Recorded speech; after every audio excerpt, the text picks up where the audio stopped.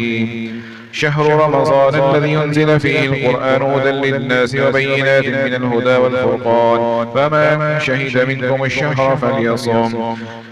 وقال الله تبارك وتعالى: كل عمل ابن آدم له إلا الصيام فإنه لي وأنا أجزي به. وقال النبي صلى الله عليه وسلم: الصيام جنة. صدق الله العظيم وصدق رسوله النبي الكريم، ونحن على ذلك لمن الشاهدين والشاكرين، والحمد لله رب العالمين. رب زدني علما، رب اشرح لي صدري ويسر لي أمري واحلل عقدة من لساني. ربنا هب لنا من أزواجنا وذرياتنا قرة أعين واجعلنا للمتقين إماما. اللهم استر عوراتنا وآمن روعاتنا، ونعوذ بك من جميع الفتن ما ظهر منها وما بطن. حسبنا الله ونعم الوكيل، على الله توكلنا. ربنا لا تجعلنا فتنة للقوم الظالمين. ربنا لا تجعلنا فتنة للذين كفروا واغفر لنا ربنا إنك أنت العزيز الحكيم. اللهم صل على محمد وعلى آل محمد كما صليت على إبراهيم وعلى آل إبراهيم إنك حميد مجيد. اللهم بارك على محمد وعلى آل محمد كما باركت على إبراهيم وعلى آل إبراهيم إنك حميد مجيد. اللہ سبحانہ وتعالی قرآن مجید میں ارشاد فرماتے ہیں: رمضان المبارک کا ایسا بابرکت مہینہ ہے جس میں قرآن مجید نازل کیا گیا ہے. قرآن مجید کے نازل ہونے کے شکریہ میں اللہ تعالیٰ نے ایک مہینے کے روزے فرض کیے. موسیٰ علیہ السلام بھی جب تورات لینے کے لیے گئے تھے کوہ طور پر، موسیٰ علیہ السلام نے بھی ایک مہینے کے روزے رکھے تھے، اور پھر اللہ تعالیٰ نے 10 روزے اور بڑھوا کر 40 راتیں اور 40 دن پورے کیے اور 40 روزے رکھے. تو اس لیے جو ہے اس امت پر بھی روزے فرض کیے. اللہ تعالیٰ ہم سب کو آداب کے ساتھ رکھنے کی توفیق عطا فرمائے. حدیث قدسی ہے، اللہ تعالیٰ فرماتے ہیں: ابن آدم کا ہر عمل اس کے لیے، وہ اپنے لیے کرتا ہے، صرف روزہ میرے لیے نہیں. حالانکہ ہم جو ہے ہر عمل ہی ہماری نیت صرف اللہ کو راضی کرنے کی ہوتی ہے اور یہی ہمیں حکم ہے، لیکن روزے کی شان کو بڑھانے کے لیے کہا کہ یہ جو ہے عبادت میرے لیے. جیسا کہ کسی آدمی کے 4-5 بچے ہوں، ایک سے زیادہ محبت ہو، بندہ کہتا ہے یہ میرا بیٹا، یہ میری بیٹی ہے، یہ میرا، حالانکہ باقی بھی سب اسی کی ہے لیکن اس سے خصوصی محبت کی. تو اللہ تعالیٰ نے روزے کی عظمت اور شان کو بڑھانے کے لیے فرمایا، اور میں خود اس کا صلہ دوں گا. یعنی روزے کا ثواب جو ہے یہ فرشتے شمار کر نہیں سکتے، اللہ تعالیٰ قیامت کے دن خود دیں گے. کتنا ثواب ہے اللہ ہم سب کو عطا فرمائے. اور روزہ گناہوں سے بچنے کے لیے ڈھال بن جاتا ہے، کیونکہ جب آدمی رمضان شریف کے اندر ویسے بھی شیاطین جکڑے جاتے ہیں، آدمی بھوکا پیٹ ہوتا ہے اور اپنی انوار و برکات ہیں، تو گناہوں کے لیے یہ ڈھال بن جاتا ہے. گناہوں سے بچنے کے لیے سب سے بہترین جو وظیفہ اور عبادت ہے وہ روزہ رکھنا ہے. آپ صلی اللہ علیہ وسلم نے پھر روزے کی آداب بھی بیان فرمائے. اللہ تعالی ہم سب کو ان آداب کے ساتھ روزہ رکھنے کی توفیق عطا فرمائے. آپ فرماتے ہیں جب تم میں سے کوئی روزہ رکھے فلا یرفث، تو شرم و حیا کے خلاف باتیں نہ کرے، شرم و حیا کے خلاف والے کام اور باتیں نہ کرے. ولا یسخب، چیخے بھی نہیں، شور بھی نہ مچائے. روزہ جب ہو تو شور نہ مچائے، چیخے بھی نہیں. فإن صابه أحد، اور جو ہے گالیاں بھی نہ دے، گالیاں بھی نہ دے جب روزہ ہو. اگر کوئی گالی دے دے تو جواب میں صرف یہ کہے انی امرؤ صائم، میرا تو روزہ ہے، میں تو روزے دار آدمی ہوں. مشکل کام ہے، جس کو اللہ توفیق عطا فرمائے وہی ان چیزوں پہ چل سکتا ہے. آپ صلی اللہ علیہ وسلم نے فرمایا او قاتل، کسی سے لڑے بھی نہیں روزے. رمضان شریف میں لڑائی نہ کرے. اگر کوئی لڑائی کرے تو اسے کہ انی امرؤ صائم، میں تو روزے دار آدمی ہوں، اس لیے مجھ سے مت لڑو نہ میں تم سے لڑوں. آپ صلی اللہ علیہ وسلم نے فرمایا اس ذات کی قسم جس کے ہاتھ میں میری جان ہے کہ روزہ دار کے منہ سے جو بدبو آتی ہے معدہ خالی ہونے کی وجہ سے، وہ اللہ کو مشک سے زیادہ اچھی لگتی ہے. سب سے قیمتی یہ روزہ دار کو 2 خوشیاں ملیں گی. ایک جب افطاری کرتا ہے اس وقت خوشی ہوتی ہے، اور دوسری خوشی جب وہ مرے گا اپنے رب سے ملاقات کرے گا اس وقت ہوگی. اور جو ہے رمضان المبارک پر گناہوں کا زور بھی کم پڑ جاتا ہے، اطاعت کا زور زیادہ ہو جاتا ہے. آپ صلی اللہ علیہ وسلم نے فرمایا جب رمضان شریف داخل ہوتا ہے فتحت ابواب الجنہ، جنت کے دروازے کھل جاتے ہیں اور جہنم کے دروازے بند ہو جاتے ہیں. شیاطین کو بھی جکڑ دیا جاتا ہے، قید کر دیا جاتا ہے. اسی لیے علماء نے فرمایا کہ یہ جنت کے دروازے کھلنے کا اثر ہے کہ رمضان شریف میں مسجدیں بھری نظر آتی ہیں. چھوٹا بچہ جو جس کے لیے بھوکا رہنا مشکل ہے، وہ بھی خوشی خوشی صبح سے شام تک بھوکا رہتا ہے صرف اللہ کی رضا کے لیے. یہ انوار و برکات کا اثر ہے اور جنت کے دروازے کھلنے کا اثر ہے اور اللہ کی طرف سے رحمتیں اترنے کا اثر ہے. حال وہ لوگ جو نماز نہیں پڑھتے وہ بھی روزہ رکھتے ہیں، حالانکہ نماز پڑھنا آسان کام ہے، روزہ مشکل ہے. روزہ رکھنا مشکل ہے، نماز پڑھنا آسان ہے، لیکن پھر بھی بہت سے بے نمازی بھی روزہ رکھتے ہیں کہ نہیں یار روزے نہیں چھوڑنے. یہ کس وجہ سے ہے؟ یہ اللہ کی رحمت اترنے کی وجہ سے۔ اور آپ صلی اللہ علیہ وسلم نے فرمایا کہ ہر رات میں فرشتے ایک اعلان کرتے ہیں، ہر دن اور رات رمضان شریف میں ایک اعلان ہوتا ہے۔ آپ صلی اللہ علیہ وسلم نے فرمایا اذا کان اول لیلۃ من شہر رمضان، رمضان شریف کی پہلی رات آتی ہے، شیاطین سارے جکڑ دیے جاتے ہیں، جنات جو سرکش جنات ہیں ان کو بھی جکڑ دیا جاتا ہے، جہنم کے دروازے بند ہو جاتے ہیں، کوئی دروازہ بھی کھلا نہیں رہتا، اور جنت کے دروازے کھل جاتے ہیں، کوئی دروازہ بند نہیں رہتا، اور اللہ کی طرف سے ایک منادی اعلان کرتا ہے یا باغی الخیر اقبل، اے نیکیوں میں آگے بڑھنے والے اور آگے بڑھ، اور اے شرارتیں کرنے والے گناہ کرنے والے بس کر اب کم کر، وَلِلَّهِ عُتَقَاءُ مِنَ النَّارِ، اللہ ہر دن رات میں جہنم سے لوگوں کو آزاد کرتے ہیں۔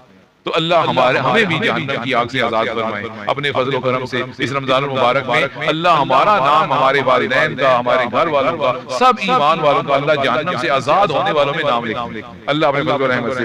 اور آپ صلی اللہ علیہ وسلم نے فرمایا کہ رمضان شریف پورے رمضان المبارک میں ایک بہت ہی مبارک عبادت آتی ہے جو صرف ایک رات میں آتی ہے، اور اس ایک رات کی فضیلت اللہ تعالیٰ نے خود قرآن مجید میں فرمائی ہے۔ آپ صلی اللہ علیہ وسلم فیہ لیلۃ خیر من الف شہر، ایک رات اس میں آتی ہے جو 1000 مہینوں سے بھی بہتر، اس لیے اس رات تم سب جو ہے اس سے محروم نہیں رہنا، اس رات سے محروم نہیں رہنا۔ من حرم خیرہا فقد حرم، جو اس رات سے محروم رہ گیا وہ پھر ہر خیر سے محروم ہے، اس کے ہاتھ پھر کوئی خیر اور نیکی کا کام نہیں آئے گا جو لیلۃ القدر میں اللہ کی عبادت ادا کر سکا۔ اللہ ہمیں توفیق عطا۔ تو اس لیے اس ایک رات کی بالکل خاص اور خاص فضیلت اللہ کے نبی نے فرمائی ہے کہ اس رات کے ثواب کو ضائع نہیں کرنا۔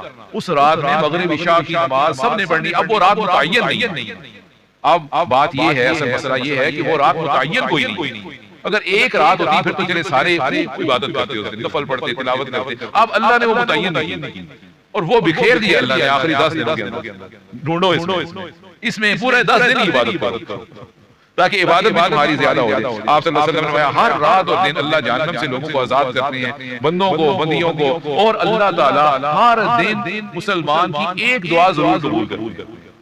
رمضان المبارک میں ہر دن میں ایک دعا ضرور قبول ہوتی ہے، اس لیے بہت ہی اہتمام کے ساتھ ہم سب کو دعا مانگنی چاہیے۔ اگر یہ بات حدیث دل میں ہوگی یا اللہ آپ کے نبی صلی اللہ علیہ وسلم نے کہا ایک دعا ضرور قبول ہوتی ہے، یا اللہ آج میں یہ دعا مانگ رہا ہوں وہی دعا قبول، روزانہ ایک دعا ہم قیمتی سمجھ کے مانگے، خاص طور پر تراویح کی نماز کے اندر، عام فرض نمازوں میں، تحیات میں قرآن حدیث کی دعائیں آتی ہیں وہ مانگے، اور اس کے علاوہ نماز پڑھ کر مانگے۔ اور آپ صلی اللہ علیہ وسلم نے فرمایا رمضان المبارک میں اللہ تعالیٰ تمہارے تنافس کو دیکھتے ہیں۔ تنافس سے یہ مقابلہ اللہ تعالیٰ دیکھنا چاہتے ہیں، جس طرح بچوں کے امتحان ہوں تو بچوں کا امتحان میں مقابلہ لگا ہوا ہوتا ہے، ایک بچہ کہتا ہے میں نے زیادہ نمبر لینے ہیں، دوسرا کہتا ہے نہیں میں زیادہ تیاری کروں گا، میں تم سے بھی زیادہ لوں گا۔ کلاس میں مقابلہ ہوتا ہے نا، ٹیچر بھی اساتذہ کلاسوں میں مقابلہ بچوں کا لگاتے ہیں، دیکھتے ہیں بھئی کون پہلی پوزیشن لے گا، دیکھتے ہیں کون دوسری پوزیشن لے گا، پہلی 3 پوزیشنیں جو لے گا اس کو ہم ٹرافی انعام میں دیں گے۔ اس سے کیا ہوتا ہے بچے خواہ پڑھنا شروع ہو جاتے ہیں کہ شاید ہمیں سٹیج پر بلا کر ہمارا انعام ملے گا تو ہم بھی خوش ہوں گے، ہمارے والدین آئے ہوئے ہوں گے اسکول وہ بھی خوش ہوں گے، ہمارے بچے نے پہلی نمبر کی ٹرافی دی۔ تو اللہ تعالیٰ یہی اللہ تعالیٰ چاہتے ہیں کہ جب رمضان شریف آئے لوگوں کی ریس لگی ہوئی ہو، ایک قرآن ختم کر رہا ہے تو دوسرا 2 کرے، ایک 2 نفل پڑھ رہا ہے تو دوسرا 4 پڑھے، یہ اللہ تعالیٰ چاہتے ہیں۔ اللہ کے نبی فرما رہے ہیں اللہ تعالیٰ چاہتے ہیں کہ میرے بندوں میں نیکیوں کی ریس لگی ہوئی ہو۔ دیکھیں اس طرح اگر کوئی ٹیچر اعلان کرے اور کلاس میں ایک بچہ بھی نہ پڑھے پھر بھی تو ٹیچر کو، استاد کو کتنا غصہ آتا ہے کہ یہ تو بالکل نہ کھٹو ہے، میں ان کو انعام کا بھی کہہ رہا ہوں، 50 بچوں کی تعداد ہے ایک بھی نہیں پڑھ، کتنا غصہ آتا ہے۔ گھر میں والدین اگر اعلان کریں بھئی جو بچہ یہ کام کرے گا میں اس کو 10,000 انعام دوں گا، 5,000، اولاد پھر بھی نعوذ باللہ نافرمانی کرے تو والد کو کتنا غصہ آتا ہے کہ دیکھو بھئی کسی طریقے سے مانتے ہی نہیں ہیں۔ تو اللہ تعالیٰ اعلان کر رہے ہیں رمضان شریف میں نے تنافس دیکھنا ہے، ریس کتنے کون لگاتا ہے ریس۔ آپ صلی اللہ علیہ وسلم تمہارے اوپر رمضان شریف کا مہینہ آ گیا ہے، اللہ اس میں تمہیں اپنی رحمتوں سے ڈھانپ لیتے ہیں، خطاؤں کو معاف فرماتے ہیں، دعاؤں کو قبول فرماتے ہیں، اور اللہ دیکھتے ہیں میرے بندے کیسی ریس لگاتے ہیں، میرے بندے کیسی مسابقت کرتے ہیں، اور پھر اللہ فرشتوں کے سامنے فخر کرتے ہیں۔ جب میں انسان کو پیدا کرنے لگا تھا تو تم نے کہا تھا نا اے اللہ آدم کو اور آدم کی اولاد کو کیوں پیدا کر رہے ہیں، تو زمین میں قتل و غارت کریں گے، وَيَسْفِكُ الدِّمَاءَ، زمین کو خون سے بھر دیں گے، زمین میں خون بہائیں گے، آپ انہیں نہ پیدا کریں۔ اللہ تعالیٰ نے پھر رمضان شریف میں اللہ تعالیٰ فرشتوں کو کہتے ہیں دیکھو میرے بندے کیسے عبادت کر رہے ہیں، کیسے ان کی آپس میں ایک دوسرے سے مسابقت چل رہی ہے۔ آپ صلی اللہ علیہ وسلم نے فَأَرُوا اللَّهَ مِنْ أَنفُسِكُمْ خَيْرًا، تم اللہ کو اپنی دوڑ دکھاؤ، اللہ دیکھنا چاہتے ہیں، اللہ کو اپنی دوڑ دکھاؤ، یا اللہ میں پہلے یہ کام کرتا تھا، رمضان شریف میں میں نے بڑھا دیا ہے، آپ کی خاطر کیا ہے یا اللہ میں نے، آپ میری دوڑ دیکھنا چاہتے ہیں نا، دیکھیے میں نے کیسی دوڑ لگائی. اللہ تعالیٰ ہم سب کو نصیب کرے. آپ نے فرمایا ان الشقی من حرم فی رحمت اللہ، وہ بڑا بدبخت ہے جو رمضان میں بھی اللہ کی رحمت سے محروم ہے. نعوذ باللہ. آپ صلی اللہ علیہ وسلم نے فرمایا اگر رمضان شریف کا صحیح اجر میری امت کو پتہ چل جاتا تو میری امت کہتی یا اللہ سارا سال ہی روزے رہے، یا اللہ سارا سال ہی رمضان شریف نے ختم ہی نہ کبھی ہو. آپ صلی اللہ علیہ وسلم رمضان المبارک میں جو ہے وہ ہر جتنے قیدی آپ کے پاس ہوتے تھے، جنگی قیدی، سب کو آزاد کر دیتے تھے. کہتے رمضان شریف آ گیا، سب آزاد ہو جاؤ اس خوشی کے اندر. اور جو سائل بھی آپ کے پاس آتا آپ سب کو عطا فرماتے. آپ صلی اللہ علیہ وسلم نے فرمایا کہ جب رمضان شریف کی پہلی رات آتی ہے تو عرش کے نیچے سے ایک ہوا چلتی ہے اور جنت کے درختوں کے پتے جو ہے آپس میں ٹکراتے ہیں تو اس سے ساز پیدا ہوتا ہے، ایک میوزک پیدا ہوتا ہے، اور جنت کی حوریں جو ہیں وہ بالا خانوں میں آ جاتی ہیں، اپنے محلات سے نکل کر باہر، جس طرح گیلری ہوتی ہے وہاں آ جاتی ہیں اور وہ دعا کرتی ہیں یا رب اجعل من عبادك ازواجا تقر بهم اعیننا وتقر اعینهم بنا. اے اللہ اپنے بندوں میں سے ہمارے لیے خاوند مقرر فرمائیں کہ جن کی آنکھیں ہم سے ٹھنڈی ہیں اور ہماری آنکھیں ان سے ٹھنڈی ہیں. یہ رمضان المبارک کی پہلی رات میں ہوتا ہے. آپ صلی اللہ علیہ وسلم نے فرمایا ہر رات رمضان المبارک کی اللہ تعالیٰ 600,000 عتیق من النار، 6 لاکھ لوگوں کو جہنم کی آگ سے آزاد کرتا ہے. ہر رات میں 6 لاکھ لوگ جہنم کی آگ سے آزاد کرتا ہے. اللہ تعالیٰ ہمیں بھی ان میں شمار فرماتے. دیکھیں اتنی رحمت بہ رہی ہے. نعوذ باللہ اگر کسی کا نام 6 لاکھ میں بھی نہیں آتا تو پھر کب آئے گا، پھر جنت میں کب جائے گا. اور جب آخری رات ہوتی ہے تو جتنے لاکھ پہلی رات سے آج تک آزاد ہوئے ہیں آخری رات اس سب کے برابر ایک رات میں آزاد کر دیتا ہے. اور وہ کتنی تعداد بنتی ہے 1,80,00,000. صرف آخری رات، آخری رات ہوتی ہے جو چاند رات ہوتی ہے. چاند رات اور ہے، یہ آخری جو تراویح ہوتی ہے یہ وہ ہے. آخری تراویح والے رات میں 1,80,00,000 بندہ پوری دنیا میں سے جہنم سے آزاد ہوتا ہے. اللہ تعالیٰ ہمیں بھی ان میں شامل فرما دے اپنی مغفرت والے بندوں میں. اور آپ صلی اللہ علیہ وسلم نے فرمایا کہ جنت میں داخلے کے لیے خاص دروازہ ہے. ویسے تو جنت کے 8 دروازے حدیث میں آتے ہیں لیکن ایک دروازے کا نام ہے ریان. اس سے صرف قیامت کے دن روزہ دار داخل ہوں گے، ان کے استقبال کے لیے یہ ہوگا. روزہ داروں کے علاوہ اس دروازے سے کوئی داخل نہیں ہوگا. تو جو صرف روزہ رکھے گا اگر اور نیک عبادات کم کرتا ہے، روزہ اہتمام سے رکھتا ہے، تو وہ دروازہ قیامت کے دن پکار رہا ہوگا کہ روزہ دار ادھر سے آ جائیں، داخل ہو جائیں تو جنت میں داخلے کا چانس بڑھ جائے، کیونکہ وہ دروازہ روزہ داروں کے لیے کھلا ہوا ہوگا. اس سے روزہ دار کے علاوہ کوئی بھی داخل نہیں ہو سکے گا. جب سارے روزہ دار اس سے داخل ہو جائیں گے کوئی باقی نہیں رہے گا تو وہ دروازہ بند کر دیا جائے گا. اور آپ صلی اللہ علیہ وسلم نے فرمایا رمضان شریف میں رمضان اور قرآن مجید دونوں اللہ کی بارگاہ میں شفاعت کریں گے. قیامت کے دن شفاعت برحق ہے. شفاعت انبیاء بھی کریں گے، فرشتے بھی کریں گے، زمین بھی شفاعت کرے گی جہاں نیک عمل ہوتے ہیں، جہاں نماز پڑھتے ہیں، قرآن پڑھتے ہیں. اسی طرح سے حفاظ شفاعت کریں گے، شہداء کریں گے، علماء کریں گے. یہ ساری شفاعتیں برحق ہیں. تو قیامت کے دن شفاعت کرنا برحق ہے. اسی طرح سے قرآن بھی شفاعت کرے گا اور روزہ بھی شفاعت کرے گا. اور قرآن کیا کہے گا؟ اے میرے رب، میں نے اس بندے کو رات کو سونے سے روکی رکھا تھا، میری وجہ سے یہ سو نہیں سکا، آپ اس کو جنت میں بھیج دیں. وہ کب ہوگا؟ جب ہم 20 تراویحاں پڑھیں گے. کب ہوگا یہ؟ دیکھیں قرآن کیا کہے گا؟ میں نے اس کو رات کو سونے نہیں دیا. تو وہ سونے سے رکاوٹ کب ہوگی؟ جب تراویح میں 1.5 گھنٹہ اپنے آپ کو تھکائیں گے. جو عشاء پڑھ کے سو جائیں گے تو پھر ان کے بارے میں قرآن کیا کہے گا؟ وہ تو نارمل نماز پڑھ کے سو گئے. اور قرآن کیا کہہ رہا ہے؟ اے اللہ میں رات کو اس کو سونے نہیں دیا. تو سونے کب نہیں دے گا؟ جب رات 1.5 گھنٹہ تراویح پڑھیں گے، نماز پڑھیں گے، عبادت کریں گے، تو تب یہ شفاعت کا صحیح مصداق بنے گا. اور روزہ کیا کہے گا کہ رب منعتہ الطعام والشہوات بالنہار، اے میرے رب میں نے کھانے سے اور خواہشوں سے اس کو دن کو روکی رکھا تھا، تو یا اللہ آپ میری شفاعت قبول کریں، اس کو جنت میں داخل فرمائیں. حدیث میں آتا ہے فیشفعان، دونوں کی شفاعت اللہ قبول فرمائے. اللہ تعالیٰ ہمیں ان لوگوں میں شامل. اور آپ صلی اللہ علیہ وسلم نے فرمایا جو رمضان شریف میں مغفرت سے محروم ہو گیا وہ برباد آدمی ہے.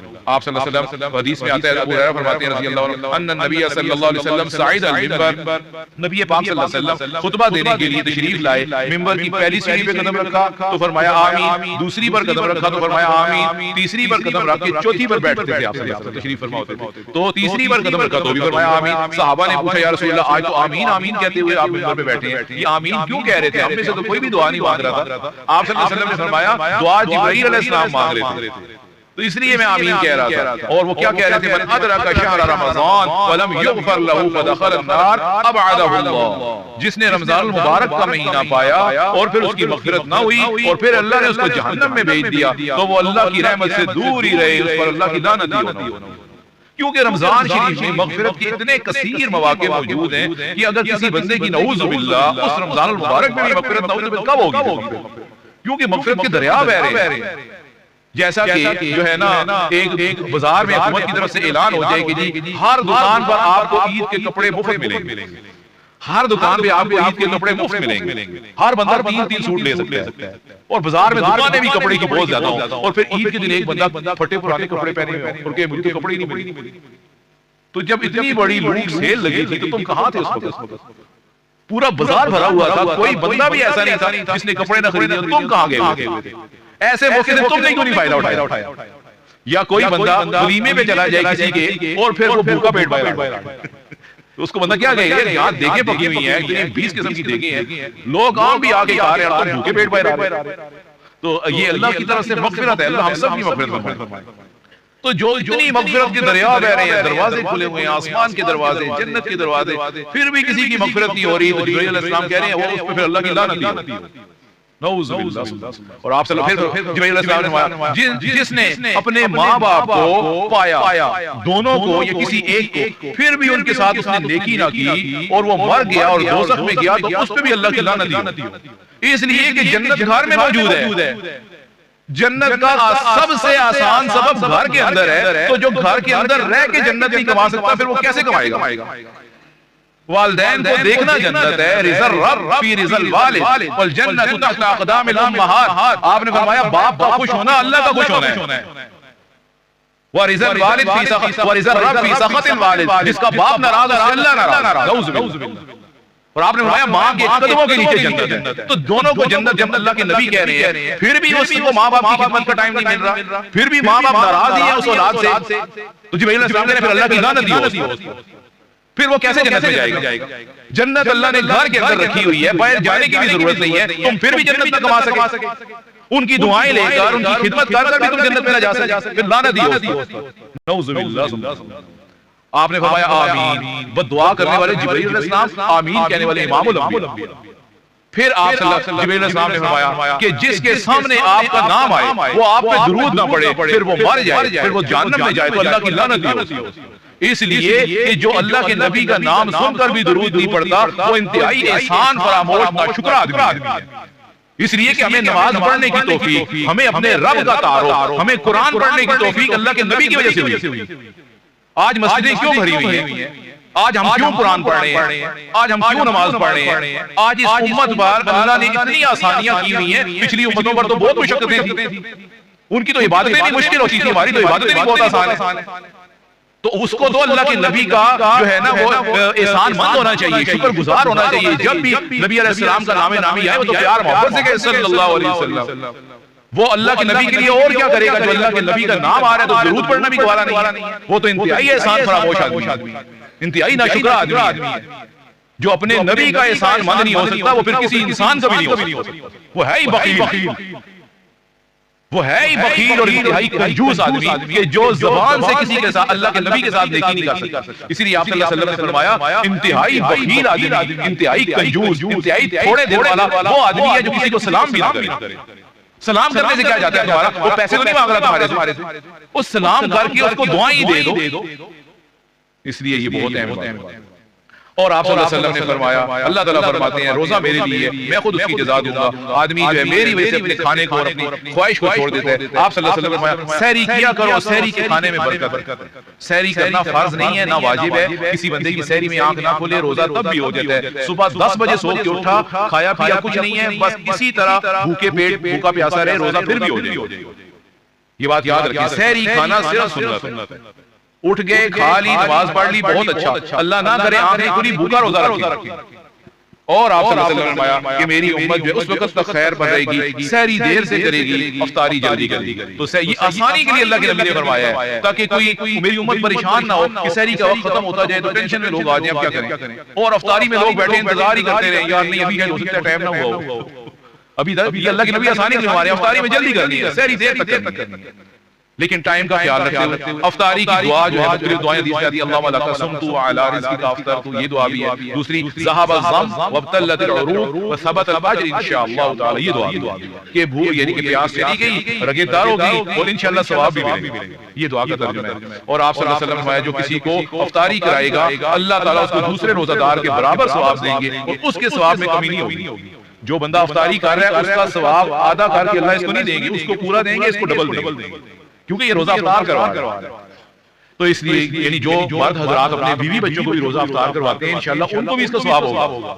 ایک تو وہ اپنا روزہ کھول رہے ہیں، ایک بیوی بچے جتنے بچے روزہ کھول رہے ہیں مرد کما کے لاتا ہے اس کو بھی افطاری کرانے کا انشاءاللہ ثواب ہوگا. اور اگر اور گنجائش ہو تو کسی عزیز رشتہ دار اوروں کو بھی کروا دیں. اور آپ صلی اللہ علیہ وسلم نے یہ بھی فرمایا کہ جو جھوٹ بولنا اور اس پر عمل کرنا روزوں میں نہیں چھوڑتا، اللہ کو اس کے روزوں کی کوئی ضرورت نہیں ہے کہ کھانا پینا چھوڑ کے رکھے. اس لیے روزے میں جھوٹ کی کوئی گنجائش نہیں. جھوٹ پہ خاص اور خاص منع کیا کہ جھوٹ نہیں بولنا. اور آپ صلی اللہ علیہ وسلم نے فرمایا کتنے ہی روزہ دار ایسے ہیں وہ صرف بھوکا رہتے ہیں، ان کو کوئی ایک نیکی بھی نہیں.